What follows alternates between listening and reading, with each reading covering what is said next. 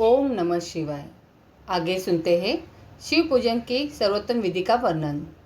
ब्रह्मा जी कहते हैं, अब मैं पूजा की सर्वोत्तम विधि बता रहा हूँ, जो समस्त अभिष्ट तथा सुखों को सुलभ कराने वाली है। देवताओं तथा ऋषियों, तुम ध्यान देकर सुनो। उपासक को चाहिए कि वह ब्रह्म मुहूर्त में शयन से उठकर जगदम्बा पार्वती सहित भगवान शिव का स्मरण करे तथा हाथ जोड़ मस्तक झुकाकर भक्तिपूर्वक उनसे प्रार्थना करे। देवेश्वर उठिए उठिए, मेरे हृदय मंदिर में शयन करने वाले देवता उठिए। उमाकांत उठिए और ब्रह्मांड में सबका मंगल कीजिए। मैं धर्म को जानता हूँ, किंतु मेरी उसमें प्रवृत्ति नहीं होती। मैं अधर्म को जानता हूँ, परंतु मैं उससे दूर नहीं हो पाता। महादेव, आप मेरे हृदय में स्थित होकर मुझे जैसी प्रेरणा देते हैं, वैसा ही मैं करता हूँ। इस प्रकार भक्तिपूर्वक कहकर और गुरुदेव की चरण पादुकाओं का स्मरण करके गांव से बाहर दक्षिण दिशा में मलमूत्र का त्याग करने के लिए जाएं। मल त्याग करने के बाद मिट्टी और जल से धोने के द्वारा शरीर की शुद्धि करके दोनों हाथों और पैरों को धोकर दत्वन करें। सूर्योदय होने से पहले ही दत्वन करके मुंह को 16 बार जल की अंजलियों से धोए। देवताओं तथा ऋषियों, षष्ठी, प्रतिपदा, अमावस्या और नवमी तिथियों में तथा रविवार के दिन शिव भक्तों को यत्नपूर्वक दत्वन को त्याग देना चाहिए। अवकाश के अनुसार नदी आदि में जाकर अथवा घर में ही भली भांति स्नान करें। मनुष्य को देश और काल के विरुद्ध स्नान नहीं करना चाहिए। रविवार, श्राद्ध, संक्रांति, ग्रहण, महादान, तीर्थ, उपवास दिवस अथवा अशौचा प्राप्त होने पर मनुष्य गर्म जल से स्नान न करे। शिव भक्त मनुष्य तीर्थ आदि में प्रवाह के सम्मुख होकर स्नान करे। जो नहाने के पहले तेल लगाना चाहे, उसे विहित एवं निषिद्ध दिनों का विचार करके ही तेलाभ्यंग करना चाहिए। जो प्रतिदिन नियम पूर्वक तेल लगाता हो, उसके लिए किसी दिन भी तेलाभ्यंग दूषित नहीं है, अथवा जो तेल इत्र आदि से वासित हो, उसका लगाना किसी दिन भी दूषित नहीं है। सरसों का तेल ग्रहण को छोड़कर दूसरे किसी भी दिन भी दूषित नहीं होता। इस तरह देश काल का विचार करके ही विधि पूर्वक स्नान करें। स्नान के समय अपने मुख को उत्तर अथवा पूर्व की ओर रखना चाहिए। उच्छित वस्त्र का उपयोग कभी न करें। शुद्ध वस्त्र से इष्ट देव के स्मरण पूर्वक स्नान करें। जिस वस्त्र को दूसरे ने धारण किया हो अथवा जो दूसरों के पहनने की वस्तु हो तथा जिसे स्वयं रात में धारण किया गया हो, वह वस्त्र उच्छिष्ट कहलाता है। उसे तभी स्नान किया जा सकता है जब उसे धो लिया गया हो। स्नान के पश्चात देवताओं, ऋषियों तथा पितरों को तृप्ति देने वाला स्नानांग तर्पण करना चाहिए। उसके बाद धुला हुआ वस्त्र पहने और आचमन करें। द्विजतमों तदंतर गोबर आदि से लीप पोतकर स्वच्छ किए हुए शुद्ध स्थान में जाकर वहाँ सुंदर आसन की व्यवस्था करें। वह आसन विशुद्ध काष्ठ का बना हुआ, पूरा फैला हुआ तथा विचित्र होना चाहिए। ऐसा आसन संपूर्ण अभिष्ट तथा फलों को देने वाला है। उसके ऊपर बिछाने के लिए यथा योग्य मृग चर्म आदि ग्रहण करे। शुद्ध बुद्धि वाला पुरुष उस आसन पर बैठकर भस्म से त्रिपुंड लगाए। त्रिपुंड से जप, तप तथा दान सफल होता है। भस्म के अभाव में त्रिपुंड का साधन जल आदि बताया गया है। इस तरह त्रिपुंड करके मनुष्य रुद्राक्ष धारण करे और अपने नित्य कर्म का संपादन करके फिर शिव की आराधना करे। तत्पश्चात 3 बार मंत्रोच्चारण पूर्वक आचमन करे। फिर वहाँ शिव की पूजा के लिए अन्न और जल लाकर रखे। दूसरी कोई भी जो वस्तु आवश्यक हो, उसे यथाशक्ति जुटाकर अपने पास रखे।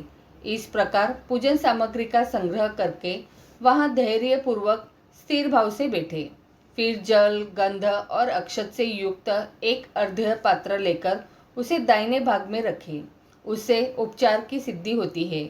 फिर गुरु का स्मरण करके उनकी आज्ञा लेकर विधिवत संकल्प करके अपनी कामनाओं को अलग न रखते हुए पराभक्ति से सपरिवार शिव का पूजन करें। एक मुद्रा दिखाकर सिंदूर आदि उपचारों द्वारा सिद्धि बुद्धि सहित विघ्नहारी गणेश का पूजन करें। लक्ष्य और लाभ से युक्त गणेश जी का पूजन करके उनके नाम के आदि में प्रणव तथा अंत में नमः जोड़कर नाम के साथ चतुर्थी विभक्ति का प्रयोग करते हुए नमस्कार करें। तदंतर उनसे क्षमा प्रार्थना करके पुनः भाई कार्तिकेय सहित गणेश जी का पराभक्ति से पूजन करके उन्हें बारंबार नमस्कार करें। तत्पश्चात सदा द्वार पर खड़े रहने वाले द्वारपाल महादेव का पूजन करके सती साध्वी गिरिजाराज नंदिनी उमा की पूजा करें। चंदन, कुमकुम तथा धूप, दीप आदि अनेक उपचारों तथा नाना प्रकार के नैवेद्यों से शिवा का पूजन करके नमस्कार करने के पश्चात साधक शिवजी के समीप जाए। यथासंभव अपने घर में मिट्टी, सोना, चांदी, धातु या अन्य पारे आदि की शिव प्रतिमा बनाए और उसे नमस्कार करके भक्ति परायण हो उसकी पूजा करें। उसकी पूजा हो जाने पर सभी देवता पूजित हो जाते हैं। मिट्टी का शिवलिंग बनाकर विधि पूर्वक उसकी स्थापना करें। अपने घर में रहने वाले लोगों को स्थापना संबंधी सभी नियमों का सर्वथा पालन करना चाहिए। भ्रूत शुद्धि एवं मातृ का न्यास करके प्राण प्रतिष्ठा करें। शिवालय में दिक्पालकों की भी स्थापना करके उनकी पूजा करें। घर में सदा मूल मंत्र का प्रयोग करके शिव की पूजा करनी चाहिए। वहाँ द्वारपालों के पूजन का सर्वथा नियम नहीं है। भगवान शिव के समीप ही अपने लिए आसन की व्यवस्था करें। उस समय उत्तराभिमुख बैठकर फिर आचमन करें।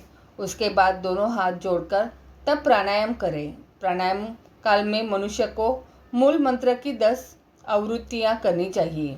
हाथों से 5 मुद्राएं दिखाएं। यह पूजा का आवश्यक अंग है। इन मुद्राओं का प्रदर्शन करके ही मनुष्य पूजा विधि का अनुसरण करे। तदंतर वहाँ दीप निवेदन करके गुरु को नमस्कार करे और पद्मासन या भद्रासन बांधकर बैठे अथवा उत्तानासन या पर्यकासन का आश्रय लेकर सुखपूर्वक बैठे और पुनः पूजन का प्रयोग करें। फिर अर्घ्य पात्र से उत्तम शिवलिंग का प्रक्षालन करें। मन को भगवान शिव से अन्यत्र न ले जाकर पूजा सामग्री को अपने पास रखकर निम्नलिखित मंत्र समूह से महादेव जी का आवाहन करें। जो कैलाश के शिखर पर निवास करते हैं, पार्वती देवी के पति हैं, समस्त देवताओं से उत्तम हैं, जिनके स्वरूप का शास्त्रों में यथावत वर्णन किया गया है, जो निर्गुण होते हुए भी गुणरूप है, जिनके 5 मुख, 10 भुजाएं और प्रत्येक मुखमंडल में 3-3 नेत्र है, जिनकी ध्वजा पर वृषभ का चिन्ह अंकित है, अंग कांति कपूर के समान गौर है, जो दिव्य रूपधारी चंद्रमारूपी मुकुट से सुशोभित तथा सिर पर जटाजूट धारण करने वाले हैं, जो हाथी की खाल पहनते और व्याघ्र चर्म ओढ़ते हैं, जिनका स्वरूप शुभ है, जिनके अंगों में वासुकी आदि नाग लिपटे रहते हैं, जो पिनाक आदि आयुध धारण करते हैं, जिनके आगे 8 सिद्धियां निरंतर नृत्य करती रहती है, भक्त समुदाय जय जयकार करते हुए जिनकी सेवा में लगे रहते हैं, दूसरे तेज के कारण जिनकी ओर देखना भी कठिन है, जो देवताओं से सेवित तथा संपूर्ण प्राणियों को शरण देने वाले हैं, जिनका मुखारविंद प्रसन्नता से खिला हुआ है, वेदों और शास्त्रों ने जिनकी महिमा का यथावत गान किया है, विष्णु और ब्रह्मा भी सदा जिनकी स्तुति करते हैं तथा जो परमानंद स्वरूप है, उन भक्त वत्सल शंभु शिव का मैं आह्वान करता हूँ। इस प्रकार शांब शिव का ध्यान करके उनके लिए आसन दे। चतुर्थ्यंत पद से ही क्रमशः सब कुछ अर्पित करे। आसन के पश्चात भगवान शंकर को पाद्य और अर्घ्य दे। फिर परमात्मा शंभु को आचमन कराकर पंचामृत संबंधी द्रव्यों द्वारा प्रसन्नता पूर्वक शंकर को स्नान कराए। वेद मंत्रों अथवा समंत्रक चतुर्धन नाम पदों का उच्चारण करके भक्ति पूर्वक यथा योग्य समस्त द्रव्य भगवान को अर्पित करे। अभिष्ट द्रव्यों को शंकर के ऊपर चढ़ाए। फिर भगवान शिव को वारुण स्नान कराए। स्नान के पश्चात उनके श्री अंगों में सुगंधित चंदन तथा अन्य द्रव्यों का यत्नपूर्वक लेप करे। फिर सुगंधित जल से ही उनके ऊपर जलधारा गिराकर अभिषेक करे। वेद मंत्रों, षडंगों अथवा शिव के 11 नामों द्वारा यथावकाश जलधारा चढ़ाकर वस्त्र से शिवलिंग को अच्छी तरह पोंछे। फिर आचमनार्थ जल दे और वस्त्र समर्पित करे। नाना प्रकार के मंत्रों द्वारा भगवान शिव को तिल, जौ, गेहूँ, मूंग और उड़द अर्पित करे। फिर 5 मुख वाले परमात्मा शिव को पुष्प चढ़ाए। प्रत्येक मुख पर ध्यान के अनुसार यथोचित अभिलाषा करके कमल, शतपत्र, शंखपुष्प, कुशपुष्प, धतूर, मंदार, द्रोण पुष्प, तुलसी दल तथा बिल्वपत्र चढ़ाकर पराभक्ति के साथ भक्त वत्सल भगवान शंकर की विशेष पूजा करें। अन्य सब वस्तुओं का अभाव होने पर शिव को केवल बिल्वपत्र ही अर्पित करें। बिल्वपत्र समर्पित होने से ही शिव की पूजा सफल होती है। तत्पश्चात सुगंधित चूर्ण तथा सुवासित उत्तम तेल, विविध वस्तुएं बड़े हर्ष के साथ भगवान शिव को अर्पित करें। फिर प्रसन्नता पूर्वक गुगल और अगुर आदि की धूप निवेदन करें। तदंतर शंकर जी को घी से भरा हुआ दीपक दे।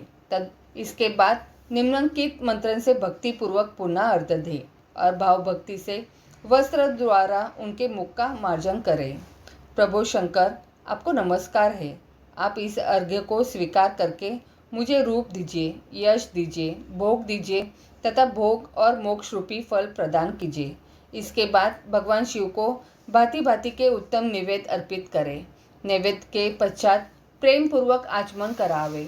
तदंतर सांगोपांग तांबूल बनाकर शिव को समर्पित करें। फिर 5 भांति की आरती बनाकर भगवान को दिखाएं। उसकी संख्या इस प्रकार है: पैरों में 4 बार, नाभि मंडल के सामने 2 बार, मुख के समक्ष 1 बार तथा संपूर्ण अंगों में 7 बार आरती दिखाएं। तत्पश्चात नाना प्रकार के स्तोत्रों द्वारा प्रेम पूर्वक भगवान ऋषभ ध्वज की स्तुति करें। तदंतर धीरे धीरे शिव की परिक्रमा करें। परिक्रमा के बाद भक्त पुरुष साष्टांग प्रणाम करें और निम्नलिखित मंत्र से भक्ति पूर्वक पुष्पांजलि दे। शंकर, मैंने अज्ञान से या जानबूझकर जो पूजन आदि किया है वह आपकी कृपा से सफल हो। मृड मैं आपका हूँ। मेरे प्राण सदा आप में लगे हुए हैं। मेरा चित्त सदा आपकी ही चिंतन करता है। ऐसा जानकर हे गौरीनाथ, भूतनाथ, आप मुझ पर प्रसन्न होइए। प्रभु, धरती पर जिनके पैर लड़खड़ा जाते हैं उनके लिए भूमि ही सहारा है। उसी प्रकार जिन्होंने आपके प्रति अपराध किए हैं उनके लिए भी आप ही शरणदाता है। इत्यादि रूप से बहुत बहुत प्रार्थना करके उत्तम विधि से पुष्पांजलि अर्पित करने के पश्चात पुनः भगवान को नमस्कार करें। फिर निम्नलिखित मंत्र से विसर्जन करना चाहिए। देवेश्वर प्रभु, अब आप परिवार सहित अपने स्थान को पधारें। नाथ, जब पूजा का समय हो तब पुनः आप यहाँ सादर पदार्पण करें। इस प्रकार भक्त वत्सल शंकर की बारंबार प्रार्थना करके उनका विसर्जन करें और उस जल को अपने हृदय में लगाएं तथा मस्तक पर चढ़ाएं। ऋषियों, इस तरह मैंने शिव पूजन की सारी विधि बता दी जो भोग और मोक्ष देने वाली है। अब और क्या सुनना चाहते हो? ब्रह्मा जी बोले, नारद, जो लक्ष्मी प्राप्ति की इच्छा करता हो वह कमल, बिल्वपत्र, शतपत्र और शंख पुष्प से भगवान शिव की पूजा करे। ब्राह्मण, यदि 1 लाख की संख्या में इन पुष्पों द्वारा भगवान शिव की पूजा संपन्न हो जाए तो सारे पापों का नाश होता है और लक्ष्मी की भी प्राप्ति हो जाती है। इसमें संशय नहीं है। प्राचीन पुरुषों ने 20 कमलों का एक प्रस्थ बताया है। 1 सहस्त्र बिल्व पत्रों का भी एक प्रस्थ कहा गया है। 1 सहस्त्र शतपत्र से आधे प्रस्थ की परिभाषा की गई है। 16 पलों का एक प्रस्थ होता है और 10 टकों का एक पल। इस मान से पत्र, पुष्प आदि को तोलना चाहिए। जब पूर्वोक्त संख्या वाले पुष्पों से शिव की पूजा हो जाती है तब सकाम पुरुष अपने संपूर्ण अभिष्ट को प्राप्त कर लेता है। यदि उपासक के मन में कोई कामना न हो तो वह पूर्वोक्त पूजन से शिव स्वरूप हो जाता है।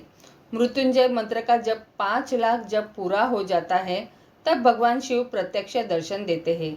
1 लाख के जप से शरीर की शुद्धि होती है। दूसरे लाख के जप से पूर्व जन्म की बातों का स्मरण होता है। तीसरे लाख पूर्ण होने पर संपूर्ण काम्य वस्तुएं प्राप्त होती है। चौथे लाख का जप होने पर स्वप्न में भगवान शिव का दर्शन होता है और 5वें लाख का जप जो ही पूरा होता है भगवान शिव उपासक के सम्मुख तत्काल प्रकट हो जाते हैं।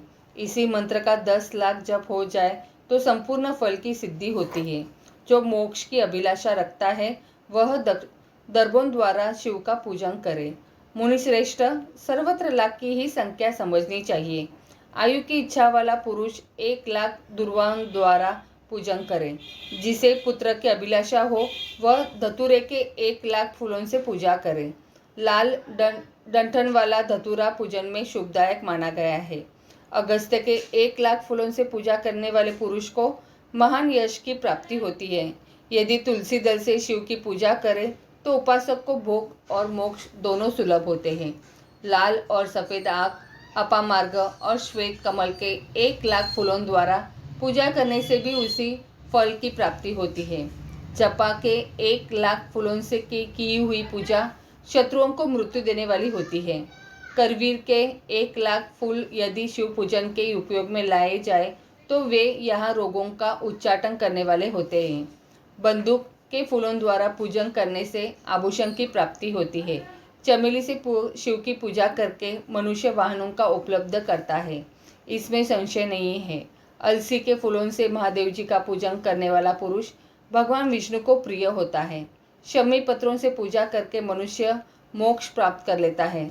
बेला के फूल चढ़ाने पर भगवान शिव अत्यंत सुबलक्षणा पत्नी प्रदान करते हैं।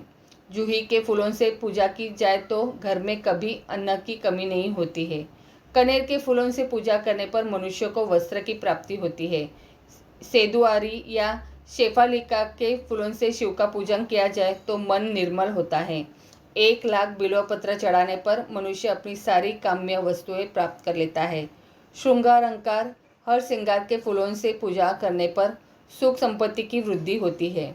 वर्तमान ऋतु में पैदा होने वाले फूल यदि शिव की सेवा में समर्पित किए जाए तो वे मोक्ष देने वाले होते हैं, इसमें संशय नहीं है। राई के फूल शत्रुओं को मृत्यु प्रदान करने वाले होते हैं। इन फूलों को 1,00,000 की संख्या में शिव के ऊपर चढ़ाया जाए तो भगवान शिव प्रचुर फल प्रदान करते हैं। चंपा और केवड़े को छोड़कर शेष सभी फूल भगवान शिव को चढ़ाए जा सकते हैं। विप्रवर महादेव जी के ऊपर चावल चढ़ाने से मनुष्यों की लक्ष्मी बढ़ती है। ये चावल अखंडित होने चाहिए और इन्हें उत्तम भक्ति भाव से शिव के ऊपर चढ़ाना चाहिए। रुद्र प्रदान मंत्र से पूजा करके भगवान शिव के ऊपर बहुत सुंदर वस्त्र चढ़ाए और उसी पर चावल रखकर समर्पित करें तो उत्तम है। भगवान शिव के ऊपर गंध, पुष्प आदि के साथ एक श्रीफल चढ़ाकर धूप आदि निवेदन करें तो पूजा का पूरा फल प्राप्त होता है। वहाँ शिव के समीप 12 ब्राह्मणों को भोजन कराए। इसके मंत्र पूर्वक सांगोपांग लक्ष्य पूजा संपन्न होती है। जहाँ 100 मंत्र जपने की विधि हो वहाँ 108 मंत्र जपने का विधान किया गया है। तिलों द्वारा शिव जी के 1,00,000 आहुतियाँ दी जाए अथवा 1,00,000 तिलों से शिव की पूजा की जाए तो वह बड़े बड़े पातकों का नाश करने वाली होती है। जो द्वारा की हुई शिव की पूजा स्वर्गीय सुख की वृद्धि कराने वाली हुई, ऐसा ऋषियों का कथन है। गेहूं के बने हुए पकवान से की हुई शंकर जी की पूजा नीचे ही बहुत उत्तम मानी गई है। यदि उससे 1,00,000 बार पूजा हो तो उसमें संतान की वृद्धि होती है। यदि मूंग से पूजा की जाए तो भगवान शिव सुख प्रदान करते हैं। प्रियुंगो द्वारा सर्वाध्यक्ष परमात्मा शिव का पूजन करने मात्र से उपासक के धर्म, अर्थ और काम भोग की वृद्धि होती है तथा वह पूजा समस्त सुखों को देने वाली होती है। अरहर के पत्तों से श्रृंगार करके भगवान शिव की पूजा करें। यह पूजा नाना प्रकार के सुखों और संपूर्ण फलों को देने वाली है।